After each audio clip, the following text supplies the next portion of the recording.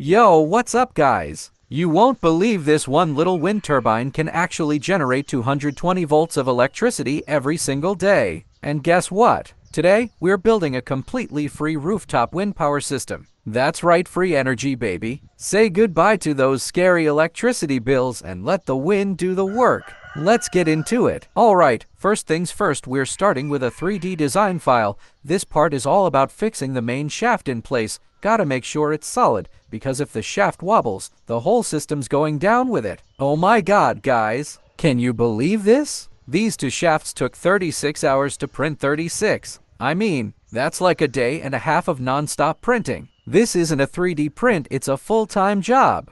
This 3D print has a 100% infill, so yeah, it's solid all the way through.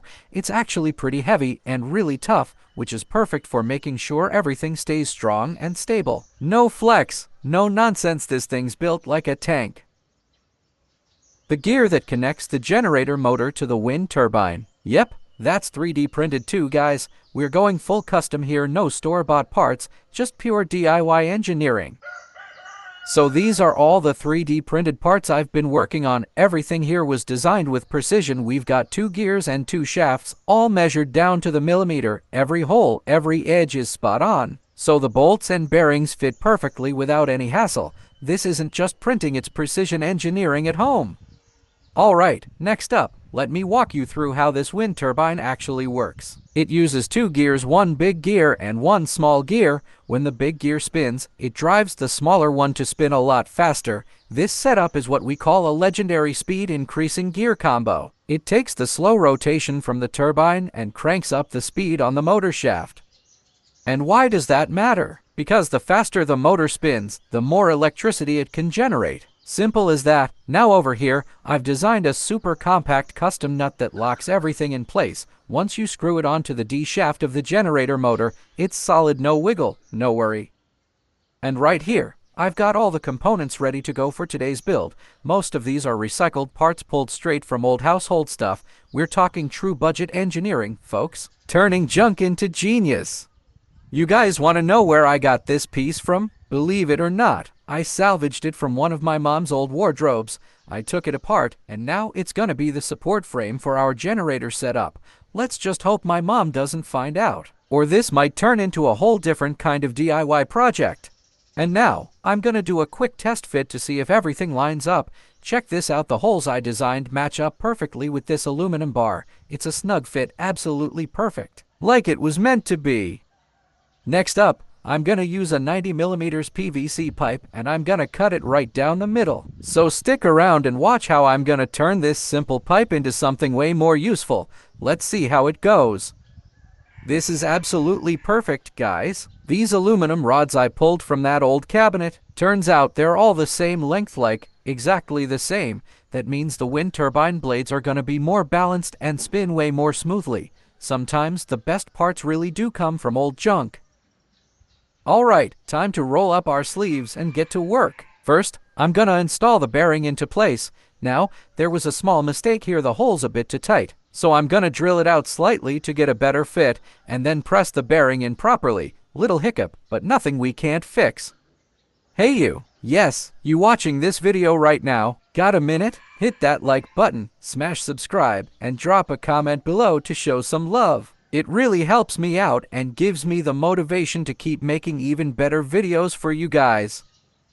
Alright, so we've finished designing the shaft collar, the part that connects the turbine blades to the support base. Everything's coming together nicely. This is a key piece of the puzzle. Now we're one big step closer to getting this wind turbine spinning for real.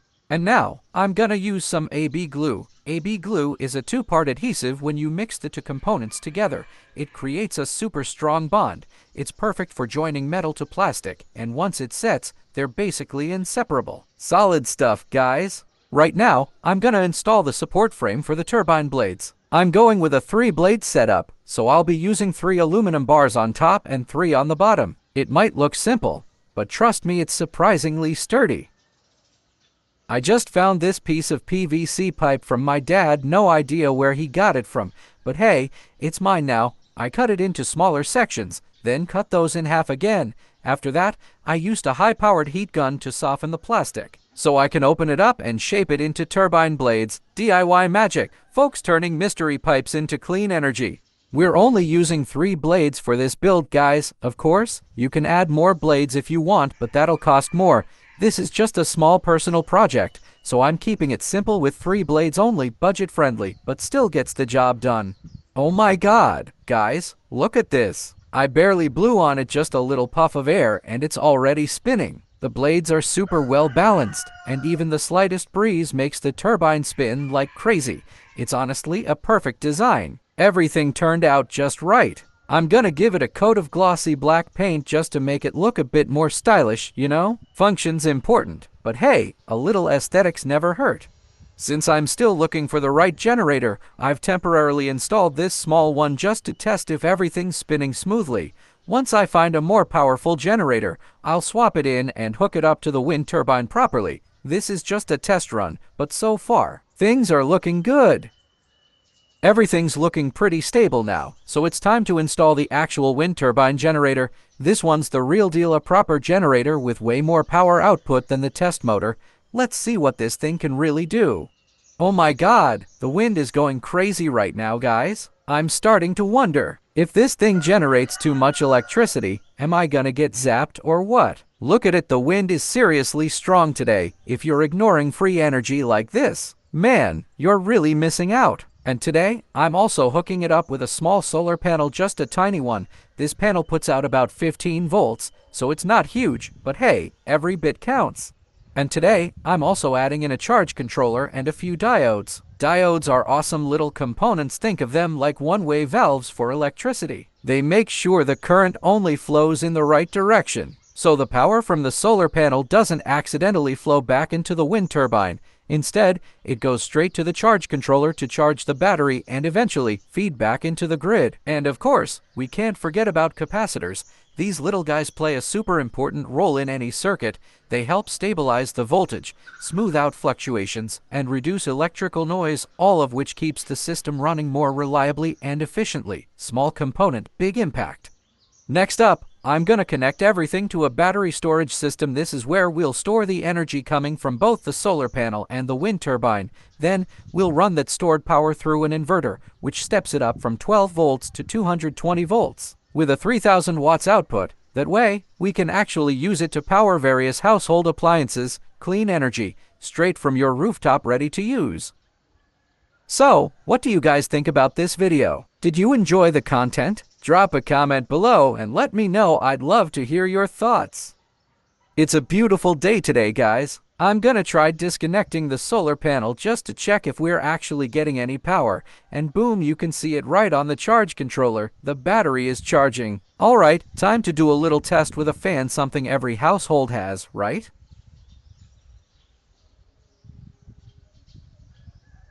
And wow, it's blowing strong and cool.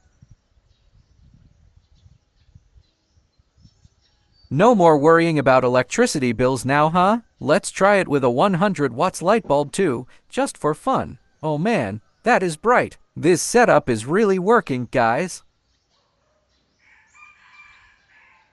Absolutely perfect, guys. Now I'm gonna try powering up even more devices and see how it holds up. First up, wait, no, next up, not first anymore. We've got a 3D printer. This one actually uses quite a bit of power. So I'm hooking it up to the inverter, which boosts our 12 volts battery to 220 volts, enough to run the printer. But don't worry, folks, this setup's got storage. We've got batteries in the system.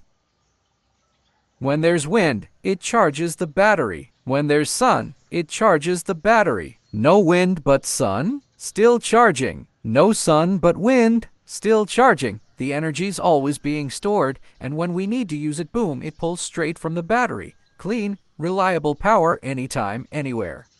You guys see that? Everything's running so smoothly. The power output is super stable, no drops, no spikes. So now, let's step it up a bit and test it with some heavier duty tools like this cutting machine or even a wood saw. I don't have any big projects to cut right now, so I'm just gonna test it on a tree branch and see how it goes.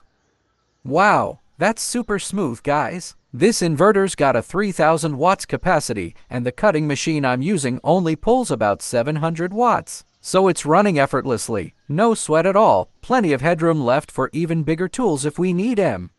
Alright guys, that wraps up today's video. We've just finished building a hybrid off-grid power system to help cut down electricity bills right at home. Huge thanks to everyone for sticking around and watching. I'll see you in the next video, and don't forget to hit that like and subscribe button so you don't miss out. Don't let me get lost in the YouTube crowd.